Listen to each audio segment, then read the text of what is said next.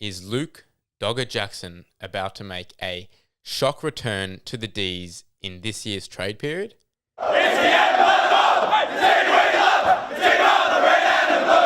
Last night, the Western Australian exclusively reported Fremantle superstar Luke Jackson is expected to request a trade back to Melbourne at the end of the season. It can be revealed. The report stated this was due to significant off-field issues. This is off the back of reports in March that he indicated to Melbourne teammates he could be considering a return home to the D's. Well, this is great news, but there are a lot of implications with Jackson's potential move back to Melbourne.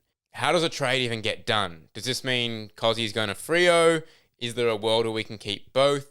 Does it potentially deter Keelani White from coming to Melbourne? I'm going to delve into all those scenarios, but I want you guys to let me know, what do you think will happen and what do you think Melbourne should do in this case? So what is Jackson's worth? Well, 2 years ago, Fremantle gave Melbourne their current and future first round pick, which eventuated into Matt Jefferson at pick 15 and then Caleb Windsor at pick 7. I think he's still worth a similar price, but back then that move was based on a massive potential, which I'm not sure Dogger has completely lived up to. He hasn't had an All-Australian selection. He did make the squad a couple of years ago, but I think he's worth slightly less at the moment. I'm thinking more of a first rounder and maybe a second rounder on top of that. He's also on top dollar at Freo, so it would come at a hit to the salary cap as well. So now let's throw Kozzy Pickett into the equation. We know he's flirted with a move back home in the last couple of seasons.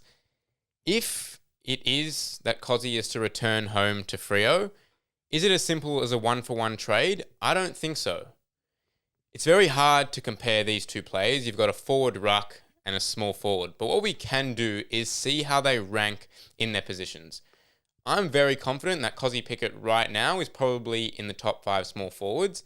And the Melbourne list department, as well as the fans, would probably be confident that Kozzy eventually is going to be the best small forward in the game. Looking at Luke Jackson, right now, I think, yes, he's not just a ruckman. We know he's a bit of a unicorn. He can play as an extra midfielder and also has forward craft. But in terms of ruck stocks, he's probably middle of the pack, maybe slightly above average. Like, there's still Gawn, De Koning, Marshall, Sherry, Nankervis, Cameron, even Riley O'Brien. So I'm not as confident as I am with Kozzy that he's going to be the best small forward. I can't say I have the same confidence that Luke Jackson will be the best ruckman in the competition, which means the team that has Kozzy always has a positional advantage. Whereas right now, Melbourne go into every game knowing that Max Gawn is going to dominate in the ruck. Are we confident in a few years' time that Luke Jackson is going to be their best ruckman and dominate in the ruck every game? I'm not as sure, which means if Kozzy Pickett is involved in this trade, I would like Dogger and potentially a late first rounder, early second round attached as well. What do you think though? Because in terms of bargaining power, you've got Luke Jackson who seems like he doesn't want to be there. And when you've got someone who doesn't want to be there, you usually have to accommodate a trade. I know Kozzy wants to go back home for family reasons, but by all reports, he loves the Melbourne Footy Club and doesn't seem like he's desperate to get out.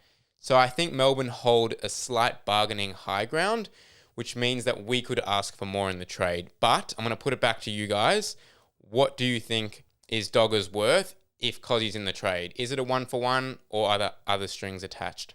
Now, this is the first thing that I thought when I initially heard the reports that Luke Jackson might be considering a move back to Melbourne before the season started. And that is there a world where we can get Luke Jackson and keep Kozzy Pickett? I'm not confident there is, but could we sit down with Kozzy at the end of the year and have a conversation along the lines of, Kozzy, you're in the prime years of your career right now. We're going to get Luke Jackson, and we're going to put ourselves back in the window by recruiting a few more mature ages, no more of Harry Sharp or Tom Fullerton, actual best 22 players that are going to contribute. And we're going to be contending and you're going to be playing finals on the G again. Or do you want to waste your prime years playing every second week on a Sunday Arvo? Freo have a good list, but they're not going to win a flag. I think they're still ways apart from that. The other thing is, we can say to Kozzy, hey, play out your contract. You've got another 2 years and you're going to get a huge payday when you go to free agency.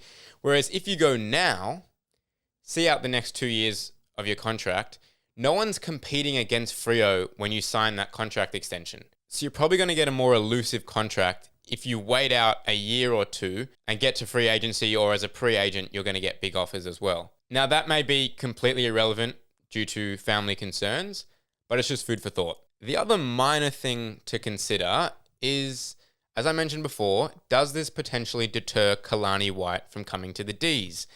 Now, Keelani White is going into the draft this year. He has the choice between joining Gold Coast from their academy or coming to Melbourne as a father-son.